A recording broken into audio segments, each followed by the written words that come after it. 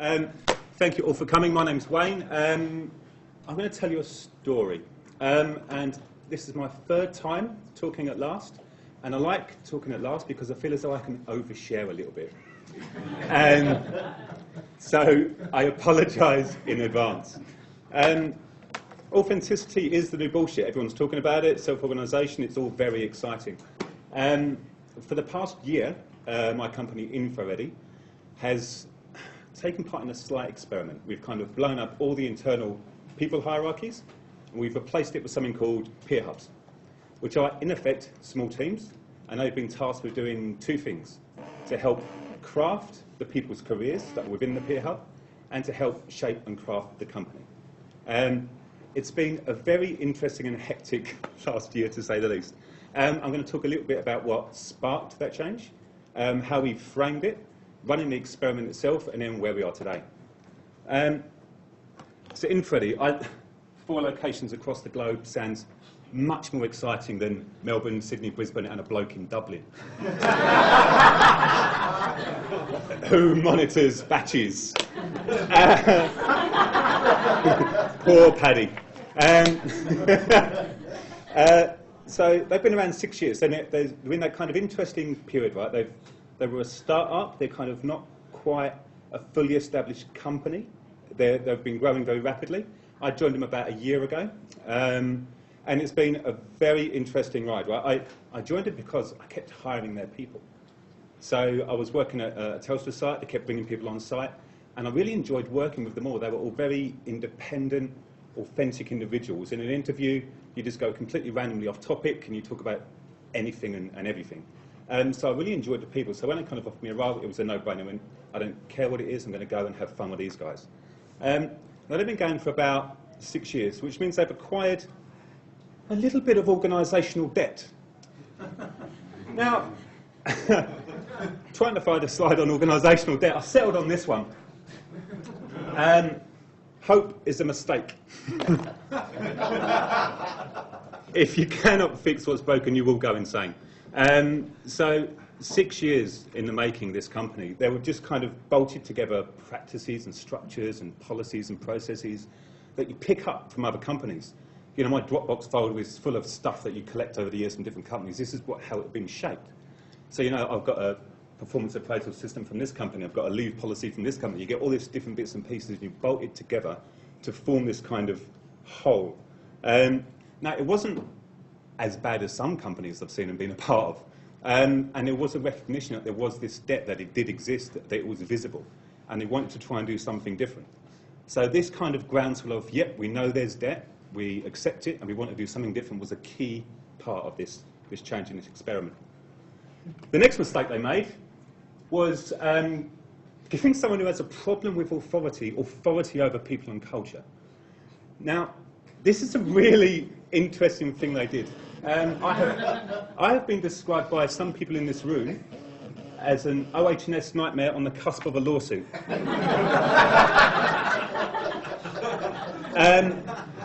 It's a fair accusation that was levelled at me. I'll give you an example. They asked me to organise a boot camp. It's like a 3-day event where we take every consultant off-site somewhere, and we do some training and some games and activities. Now, I'd been in the company a couple of months and went, Wayne can do it. Now, they're not letting me do the one this year. We had one person go to hospital. We had another had to be driven home by the director from the Yarra Valley to her house because she couldn't take anymore. They have barred me from doing any kind of activity like that again. But this was a very brave move they did straight away. They just went, Wayne, look after people and culture. I now no longer look after people and culture. They're giving me something else.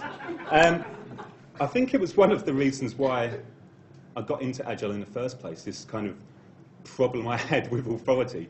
This idea that you can challenge and change and do something different and kind of have something to rebel against. I've kind of discovered this, I need something to rebel against. So I had masses of organisational debt. I had control over people and culture. I thought this is going to be fun. And then they give me this, which is a classic kind of internal hierarchy. This was my piece of the hierarchy. So I had to look after managing consultants, and the managing consultants looked after senior consultants, and the senior consultants looked after consultants. And the intent was pretty simple. You enforce compliance, and you enforce values, and you approve stuff, and you do all this stuff that you push down, and every once in a while you'd meet up with coffee and go, how you getting on? You all right? Yeah, cool, great. And this is what you do. This is people management. You know, it's this kind of this thin gloss veneer, this kind of nothingness, this kind of bullshit that just sort of runs in companies. So I was presented with this, and I couldn't do it. I genuinely couldn't do it. I couldn't do this. I couldn't, you know, just meet someone for coffee and have a glib conversation about nothing in passing in a CBD. So I did what I'm sure any one of you would do. I kind of drew a big circle around all these people, and I talked to the managing consultants and I went, do you mind if I invite everybody to a big speed dating session?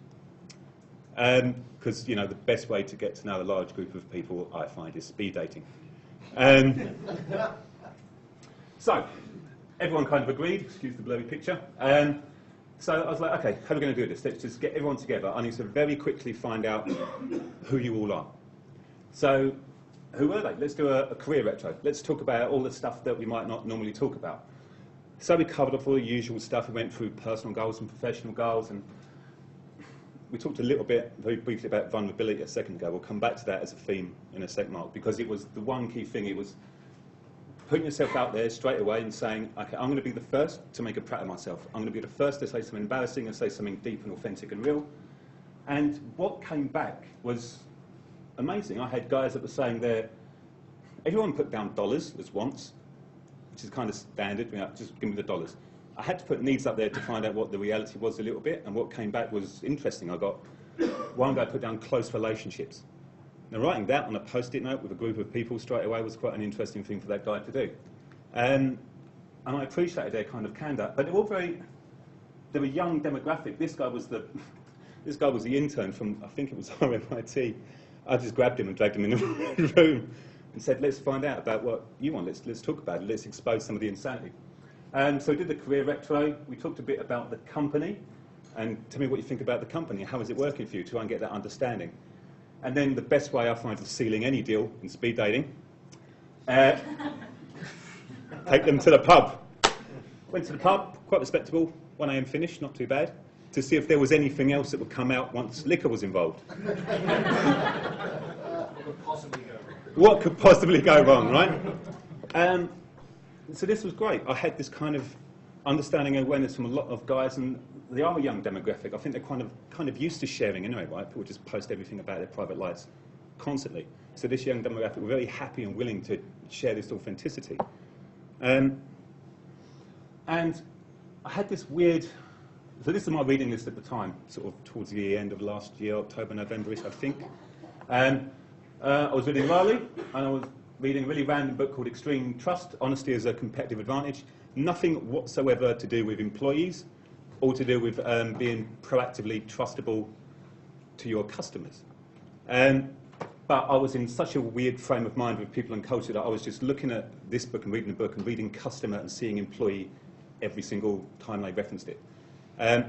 So this just, it was weird. It gave me that weird burst of energy. I was like, okay, yes, I know I need teal, but fuck, healthy's great. Let's go healthy.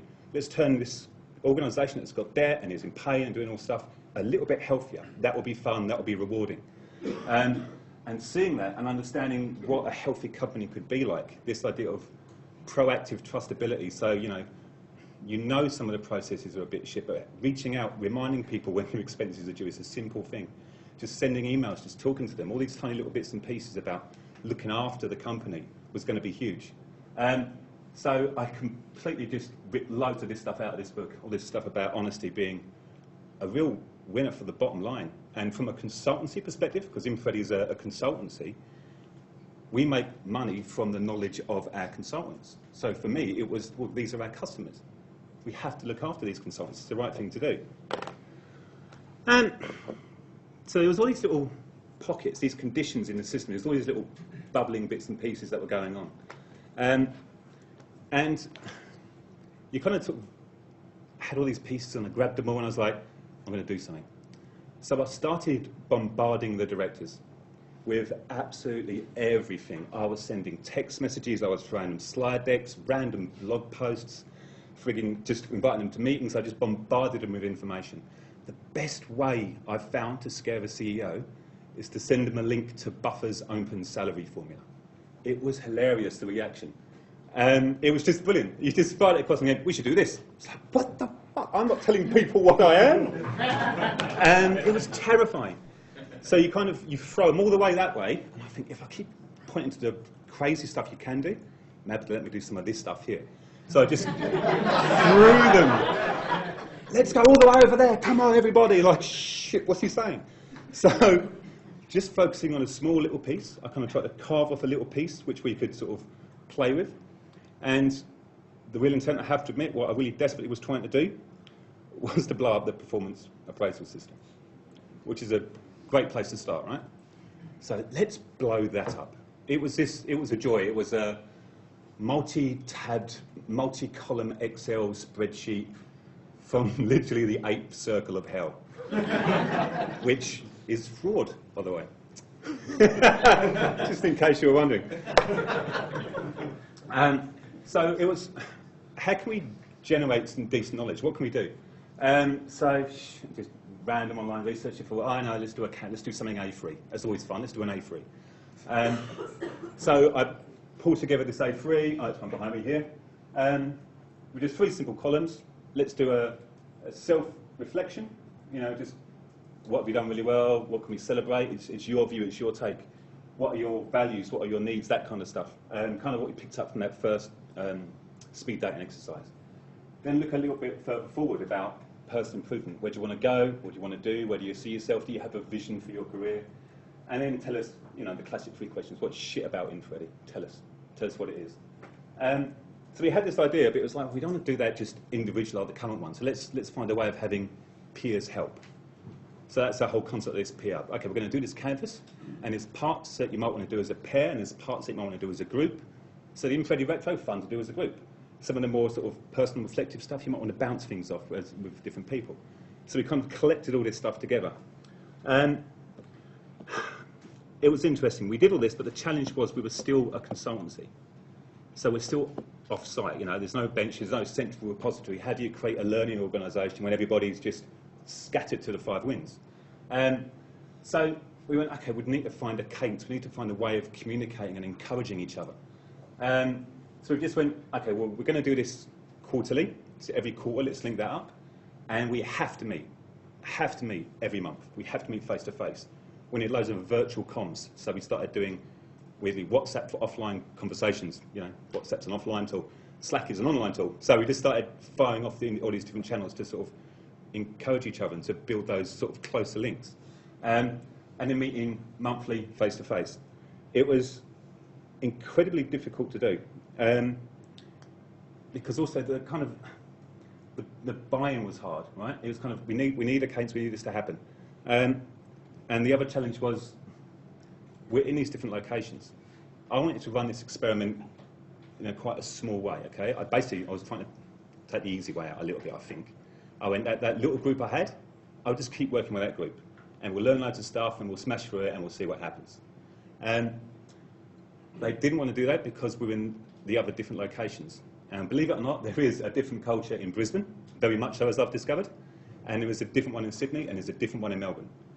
So how is this going to work in those different areas and those different elements? So there was and it was quite right. You know, I wanted to do it small, but I think this was as small as we could possibly have done it in terms of an experiment. So we left poor Paddy to himself in Dublin, and we created a couple of Pier Hubs in Melbourne, and we created one in Brisbane and one in Sydney. And he said, okay, let's give it a go. So this was about December, I think they agreed to do it, and had a crazy Christmas, and then January came back and went, okay, let's run the experiment. So this is January last year. We'll go for 2 quarters. We'll get to July 2015. Let's see how we get on. Who's going to do the admin? Before we had a wonderful people manager hierarchy. And, you know, things would trickle down. We had tools, there was approval practices and everything else. And if you're creating a peer hub for the first time where there is no hierarchy, what do? You need this kind of logistics. You're going to have a group of people that have never done this kind of stuff before, sitting in a room together going, I'm not going to express my vulnerability first. No, you go first. So we need to sort of just have a little bit of encouragement. So we created kind of like a facilitator in each kind of area. Now, I didn't particularly like it at the start of the experiment because trying to find the people to do it was a challenge. So they tended to be the more senior people in the organisation, which I was trying to rail against, but it just ended up that way. So that was a little wrinkle I wasn't entirely happy about, but we went with it anyway. So this was cool. Congratulations, you win. You have to do some admin. You have to buy everyone drinks. You have to beat up your expense system. And you do all this stuff. And by the way, in every single meet-up facilitator, you put yourself out there first. That was the joy they had. So we get to this point. We had this experiment. We had some theory which backed it up. We had all these different sort of conditions. And now we needed to run it. It was interesting. It was kind of, this was the tipping point. It was, okay, we've got all this stuff. How can I demonstrate to the people that matter that this isn't yet another bullshit management initiative? Because there's this instant, whatever, I've seen it all before, yeah, it's just another load of crap. So it was an interesting journey. We had the framework, we had a canvas, we had a cadence, we had an idea of the teams and the people. Let's get going. Stop! We can't get going yet. Wait. Sudden panic in about February. Is this actually a legal thing to do? Now, I didn't even think this was any issue whatsoever. But there was genuine concern that asking people to tell us all about themselves in an authentic way, tell us their true values and their needs and their wants and their desires and their hopes and their dreams, all the personal stuff, that's their data. Can we collect it? Are we allowed to do that? Are we allowed to actually write that shit down? I was genuinely mind-blown. We had to get HR consultants in to validate that this was okay. We had to talk to a legal person. Are we allowed to do this? I'm still shocked that we had to do this. That we had to go to all these external people and go, is this okay? And we talked them through the concepts and the processes, and they kind of went, okay, it's a little bit weird. If the HR people didn't have things like that to do, what would they do? Well, exactly. This is it, right? They needed to enforce their rules and all these different compliance areas. I still don't know if parts of this are necessarily legal, because some of the stuff I've done, hospital trips, etc., etc. But this was one part. But then the other, much more trickier part was the internal stuff as well, that was dependent on yearly performance evaluation. And this was the much harder stuff to unpick. So yeah, there's that performance review, but we absolutely have to distill you to a number. We have to, because that number tells us how much we give you in a profit share system, and that profit share system is tied to this, and we have to do all these little complexities. And we need an approver, because the approver is a mandatory field in Concur when you're doing your expenses. It's like, well, really? Why is that mandatory? Oh, it just is. So the whole system is designed for paternalistic behaviour. You just can't get away from it at all. So there was stuff that we kind of went, well, let's just ignore that for the time being. We'll fight that under too hard.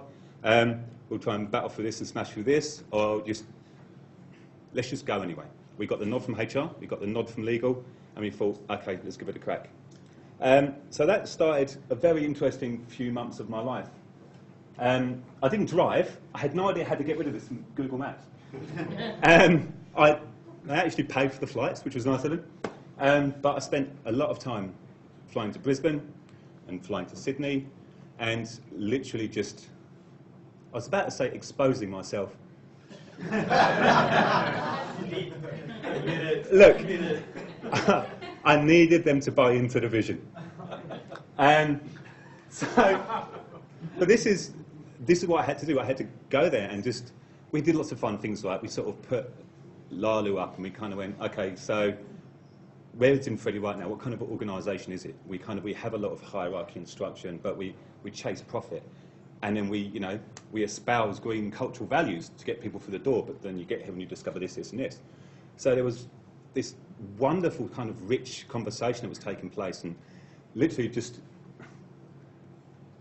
I believed in a vision. I wanted it, because I was still running off all this fuel and energy from Lalu. I just wanted a healthy company. I just wanted to feel it and experience it. So I was using that energy to try and bring everyone else along.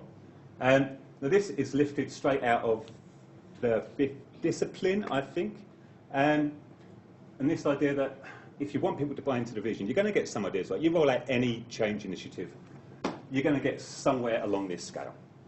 Now, I was committed.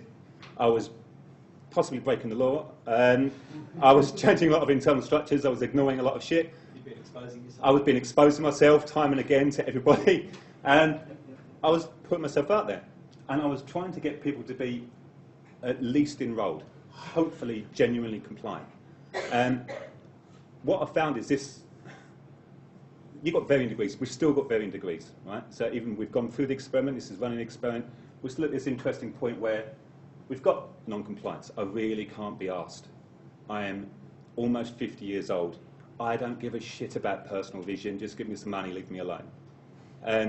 There's just complete blank stare. Yep, whatever. But more and more, we're seeing more understanding that this is heading in the right direction. We've got much more genuine compliance. We've got guys that are enrolled. There's a couple that are genuinely committed and are breaking a few rules as well, which is nice. But you have to give them the freedom to choose as well. I can't force my vision on you. I want everyone to believe that this is the right way and the healthy way to structure a company. So all I can do is just believe it very far from my being, tell everybody about it all the time, and hopefully they would listen. So for a few months, just travelling up and down, telling my story, playing lots of games, techniques, just doing everything I could think of. We talked a little bit about this idea of proactive trustability. So one of the Pier Hubs sat down and went, well, okay, let's look at every single touch point that a consultant has with the company. What are those touch points like? Do they exist? How do they make me feel? So we kind of did this interesting mapping. I know I just dumped it out of Excel, sorry. And you run down this big list, and there's great stuff, right? There's from the first part of recruitment, timesheets, requesting sick leave, promotion requests, performance reviews, peer hubs, alumni, coffee clubs, just every single touch point that a company has with a consultant. How did it make them feel? Did it make them feel loved? Did it make them feel untrusted? Did it make them feel like shit? Was it painful? Was it abrasive? What was the judgment? So what we found that, and it's true in almost everywhere, all of our processes are designed for the 5% of people that might try and con you. While everybody else was just going, I'm genuinely a nice guy. I don't need 4 levels of approval for this sick leave I had to take. So this is the one challenge, and we're working through this. There's some stuff they really wanted, so that we don't have at all. So there's alumni. What happens if someone leaves? We're trying to create a company where people go, you want them to come back. You've got to provide some kind of vehicle for it to keep them sort of linked in and engaged and infused. So just trying to sort of understand all these touch points to create this idea of a zero friction company where, you're my customer and it's going to be so easy for you as a consultant to deal with us that when you do go somewhere else, you're going to go, oh, this is horrific. I need to go back to InfoReady, which is what we want to do. All those independent, free-thinking spirits that they have, we need to make it impossible for them to work anywhere else. The cunning plan. So I was looking after Pier Hub, and I feel I was wrongly accused of basically organising a big piss-up all the time. I didn't think it was fair. True. Partly. So they kind of allocated this idea of a little bit of budget. So you could put an expense claim through for taking one of your subordinates out for a coffee. So I asked, how much money is that for all this group? And they went, oh, it's about a couple of grand for all those people. And I went, really, a couple of grand? So I made it my duty to spend that couple of grand on everything I could think of. So we're buying slabs of Asahi, we're renting space and incubator startups, we're going to meat mode and eating steak, we're having a great time. But we wanted to just because it was important to get people that were on these diverse locations to come back to us. So if you say, oh, we're meeting at head office, like, oh, shit, I don't want to go to head office, it sucks, it's depressing, they've got a beer fridge, but it's no fun. And if you say, well, no, we're going to go to a startup incubator, we're going to buy a slab of beer, it's going to be a blast. They go, oh, I've not done that, that's going to be fun. So when these consultants are off-site, it's got to be something to bring them back to you again. Because this is the challenge, because all this is happening whilst people are still holding down a 5-day-a-week job. They're still doing their consultancy gig. And I'm trying to create a learning organisation in the middle of this and get them to play and have fun and share their deepest, darkest desires. It's tricky to do. So by making it fun and encouraging and rewarding, you get the great conversation and dialogue, and you also get them to play, and you get amazing information. And what we discovered was kind of typical and kind of to be expected, I'd have thought. The canvas wasn't important. The canvas triggered conversations, and the conversations were important. And that was it. The conversation is the relationship. So we're having conversations now that we've never, ever had before. And we're talking about what we truly want. And these are actually pieces that are stuck in my mind. This was a young grad, not the grad from the picture, a different guy, who genuinely thought he had to present a professional mask. And I had to explain to him, no, you're okay, you're fine, just tell me what you actually believe. So that was interesting, so I think I've broken him now. Sorry. And then this guy was like, well, I've got no time at all. I don't have a vision for my career. I don't have that. All I have is just, well, now I'm consumed. I've got all this noise in my head about building a house. I'm like, well, okay, fantastic. There's a company of 60 people. Some have got lots of different properties. Maybe we can help out in that. So it's blurring this line. There is no professionalism. There's just life, and we're going to find a way of embracing it and finding a way of coping with it. So shit, you've got trouble with lawyers. Maybe let's talk to the CEO. He knows he's got a good lawyer. Let's fix that. He needs a good lawyer. I was in charge of people and culture for 9 months. Some sort of world record. So I was very busy on client work. And this is all going on in the background. There's lots of different things happening.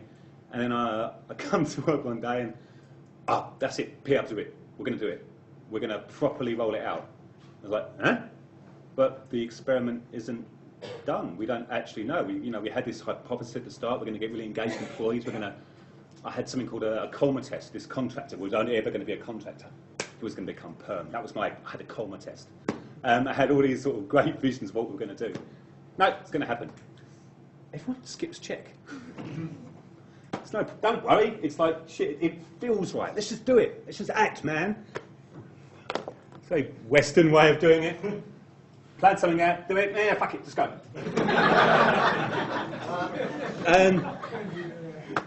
That's what we did. So this was about 8 weeks out. So it was about 8 weeks out towards the end of the financial year, and we went, okay, well now we need to properly turn this into an operating model for the company. And I have to admit my heart sank a little bit, because that involved detail.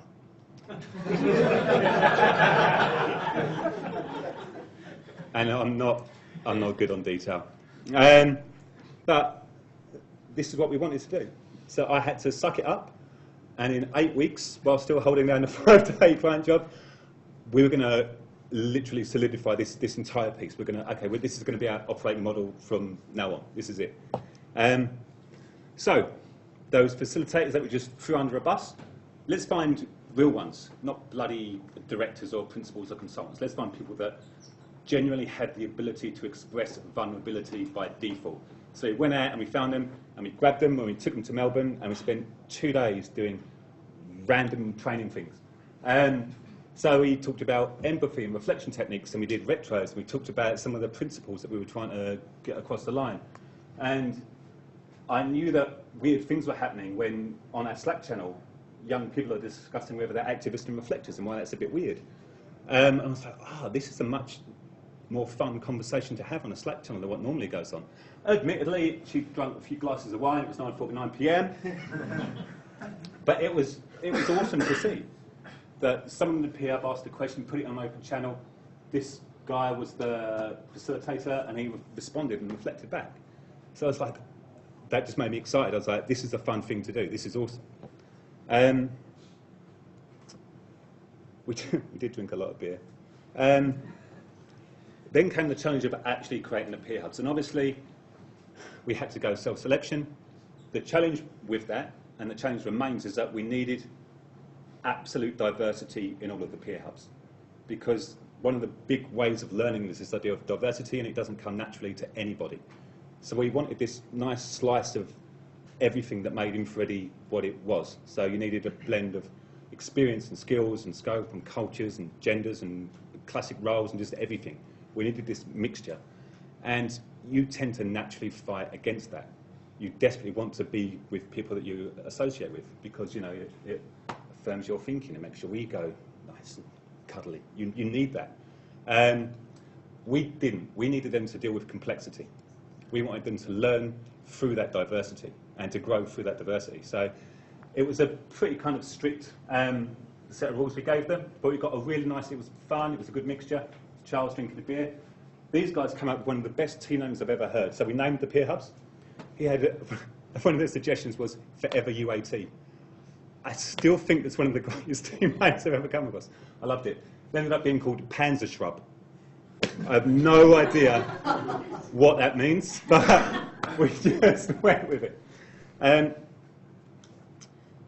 So this became the operating, the structure. It's very similar if you've ever seen Spotify and various bits and pieces. Originally, I put this idea of a foundation hub at the bottom, collection of the directors, I'll explain in a second. But they didn't particularly like, you can't put us at the bottom, that's still hierarchy, we don't want to be at the bottom. And they got a bit upset with that, and I went, fine, put you on the side like everybody else. But these were the natural hubs. So we went, okay, fine, we're going to strive for diversity in each one of these. And if you want to associate with people like yourself, we'll use chapters for that. That's fine, nice and simple, nice and easy. So we've seen random chapters emerge. There's, you know, IBM Data Stage chapter. It's a fun chapter. There's the Victorian Beer Appreciation Society. That is a fun chapter. There's the football chapter. There's just, oh, what else is springing up? The guys are building executable specification rigs in Brisbane. There's like weird chapters that are popping up left, right, and centre, and it's just fueled by the people that want to do it, and they're putting themselves out there. We had to do something with the directors. It was interesting because they were still living in that kind of low trust environment still.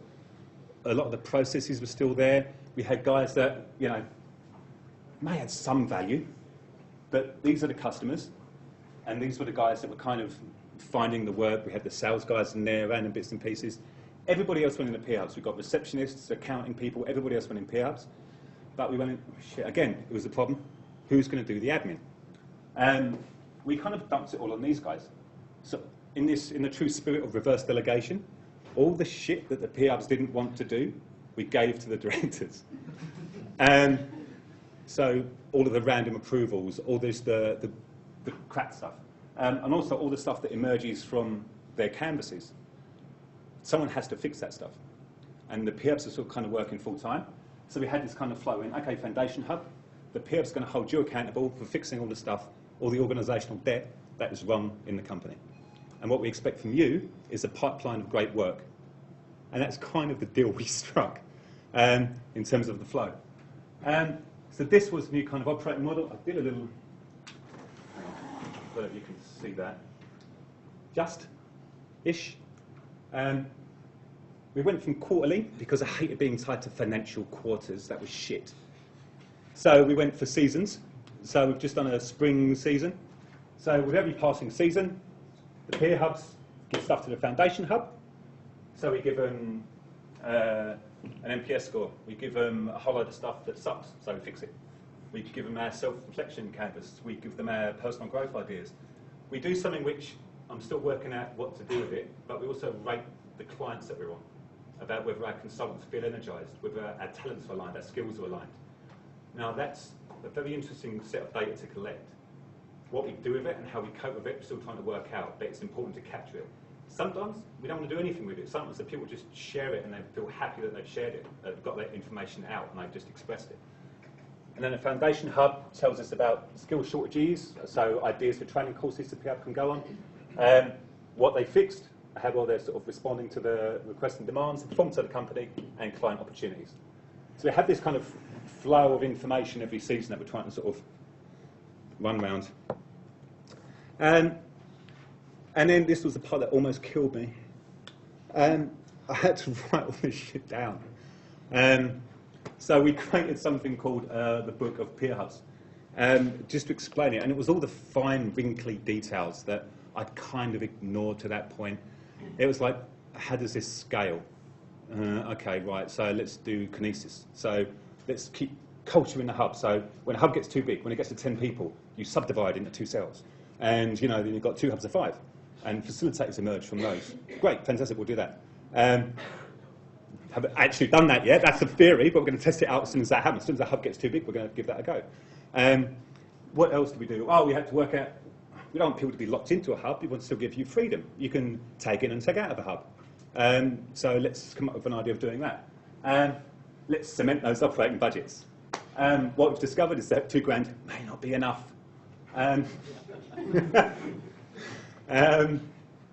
This idea of we needed to create these idea of state facilitators. When all these hubs are growing, you need to throw something to somebody. So this idea was, I'm still a bit wrinkly on it, this idea of, because it's new for everybody, sometimes people might think, I just want to talk to something which looks a bit like a boss.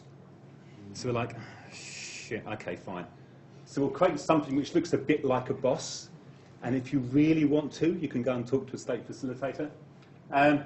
Loads of benefits and principles. This idea of completing a canvas as well, all those different columns. We made it even simpler, because the first canvas in experiment was A3, and it was big, and it triggered lots of fun conversations.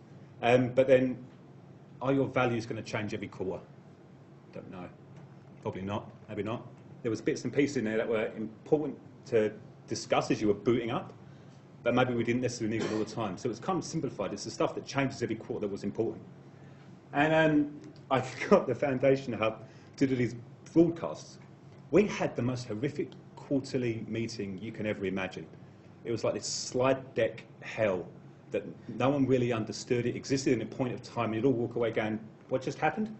And that was the communication. So I gave them a list of requirements, and they videotaped it, and then you can pull the comms anytime you want, and it is this rich source of information. It's recorded on a PowerPoint deck. What I want to do, next time we do one for summer, I'm convincing this guy JP to do it, is to do it like a newsreader thing. So he's literally just explaining with things going on the side. I want him to stand up and have no pants on. And then just walk off. It's a little dream I have. Somebody else to expose themselves. It's what I need. Somebody else to put it out there. Hang on. So this is where we are. So this is right now. This is today. The spring canvases are flooding in. Transformers did their seasonal broadcast. We have a whole load of retro items that are coming back from the guys from their improvement canvases. From the quite important but a little bit odd, like, you know, stop playing shit music in the office, fair, to wouldn't it be nice to have someone truly dedicated to looking after us on a daily basis. They had me running around like crazy. They want someone just to talk to and listen to. So they want a new hire for that. So there's interesting roles coming up. There's a paintball war going on in Sydney, which I've been invited to next month, which is going to be fun. Brisbane set up an Intel Dev Network. There's all these interesting things that are happening, and Slack has been amazing for us as well. From a diverse company where you didn't talk a lot to now this channel of just craziness and just ideas and just noise coming back. It's just brought everyone closer together. If you don't have Slack, get Slack, it's amazing. And in 3 weeks' time, the bootcamp that I have not organised, it's not going to be as much fun. I'm convinced of it. That's in Byron Bay in a few weeks' time. So it's still, this is the last slide, by the way. It's still just the first step. So it's just been a pretty crazy year, but all it's done is gotten to a point where the company can now start tackling the debt. There's still stuff and things that, you know, I'd like to change more. We've blown up a lot. The engagement levels have gone through the roof. Guys that absolutely hated being there, was just literally just give them a job and I'm out, are now one of the biggest ringleaders in the Pier Hubs. The engagement level's gone through the roof. That's amazing. But some of the debt still remains. Some of the untrustworthy practices still remain. And what's happening now, I'm hoping that I've just taken a step back, is this flow of continuous, every peer hub saying, this is wrong, fix it, and the transformer's going, shit, okay, we'll fix it. And this flow needs to start happening. So this, again, is a very key part of the experiment, right? We've got it all set up, and it's running, and it's fired off. Now what we need to do is just watch it and make sure, you know, easiest thing in the world to do is generate improvement ideas. Hardest thing in the world to do is actually flipping do them, especially when no one's got any time to do anything. So this is the important step now. We've just got the first load of canvases back, and this is what we're watching. And this is the interesting part, right? So this is, it was a sudden spark of energy from a random book that just triggered 6 months worth of craziness and turned the company around. It had lots of interesting system conditions. We had, you know, me in charge of people and culture. We had a group of people willing to put themselves out there and be authentic. We had the degree of commitment from the directors. So all these little elements helped come together to do this and to take this step. And it's interesting. And, you know, going back to Mad Max for a second, hope is a mistake, right? If you can't fix it, you will go insane. If you have a way of fixing it, if you know an approach or a technique or anything that's going to make the world better for these companies, then just do it and see what happens. And the best thing I found is by scaring the shit out of them and then doing something slightly less scary. Seemed to be the right way of doing it. That's it. Thank you.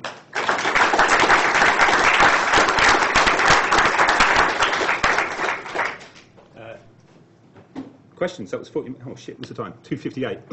2 minutes of questions. I'm curious to know exactly what point you were no longer in charge of. It started happening throughout the course of the year. Yeah. I was in charge of people and culture.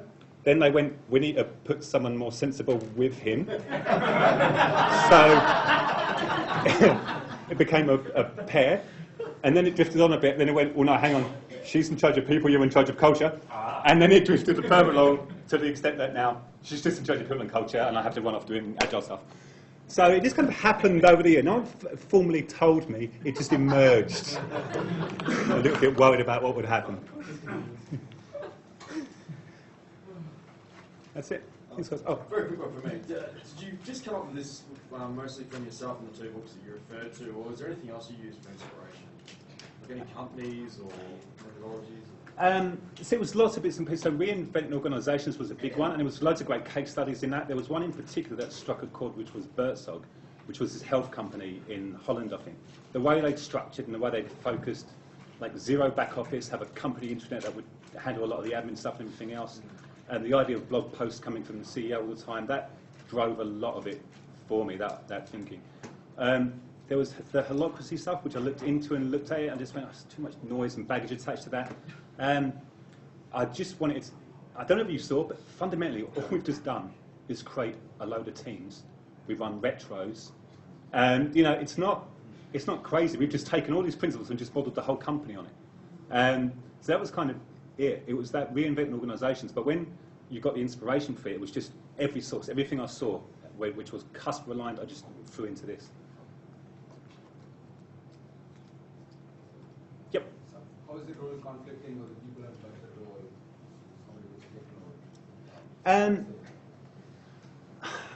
I think, I don't know if it was conflict. I think I needed to be reined in a little bit. I was just coming up with too many stupid ideas. And because I had this rule, and they didn't actually quite know how to stop me. I was like, I've got to do this, I've got to do this, I've got to do this. And I was up until 11 o'clock at night doing all this stuff. So I needed that diversity. I needed a dissenter to stop me. And just to rein back some of the really crazy stuff that I wanted to do. I spent 2 weeks, I was trying to unpick some of the financial stuff, which was just a terrifying thing to try and do when everybody was dead set against it. And it took me 2 weeks just to write down, because none of this stuff's written down, right? It just exists as smoke and mirrors, to actually write down how the profit share bonus system worked, which was a big thing to do, and then published it. And it went, here's how this works. Now, I didn't particularly like it. One of my other ideas was blowing up all of the bonuses. Standard, right? But It was like, no, okay, this exists, so let's just make it healthier. Let's just write it down and tell everybody what it is. So there's no fog anymore. Because some of the stuff that was coming back was the fact that it was opaque. We didn't know how it worked. So having the dissonance was good. It stopped some of the stuff that was going to be too hard and enabled me to focus a lot on the stuff that we could actually get over the line, I think. Because in your current role, it's still sort of intertwined with the people culture. I don't think I can ever properly step away from it. What's sad, here's the sad part of the story, I'm the only person not in a flipping Pier Hub. I know. It probably is. So you've got a good lawyer, we know that good. Yeah, exactly right. I couldn't get back in there. And that's the shame. I couldn't do it. So the guys who were tasked with fixing the debt in the organisation when the Pier Hubs come up, Yes. that seems to be the hardest part of the whole job. It's going to be, absolutely right. But it's also what the directors need to be doing. So it's interesting. I don't think there's enough of them. It's very low politics because there's so much to do. There's zero politics. Right? It's like, shit, we just got to get this done. But I have given them a whole load of additional work. You now have to have a great pipeline of clients coming in for service. You've got to find good people. You've got to fix all the stuff that's wrong with your company. So I have thrown an awful lot of stuff at them. It is the hardest thing to do. And we're trying to sort of strike this deal where, okay, you know, and this is where we're going to start winning, I think. Because if they start saying, this is too hard, there's too much to fix, we'll say, well, we'll take some of that on. What we need to do is look at how our relationships with our clients work. So rather than, constant 5 days, 6 days, 7 days a week in some instances, let's loosen it up a little bit. Let's give us a day a month. We'll fix stuff for you. Just give us the capacity and the ability to do it. So some of these are sort of conversations we're going to have later down the line, I think. But I've just said that out loud. I don't think I've told them that yet. But this is the conversation that we're going to have later on down the line. But yeah, it is hard. It's going to be bloody hard to do. And certainly do it without just doing kind of interpretation of what's already there. It's like, oh, let's just automate the leave process rather than blowing it up and replacing something that's more trustable. So there's a lot that we need to do to guide them in the right way. That's it. Thanks, guys. Thank you so much. Take care.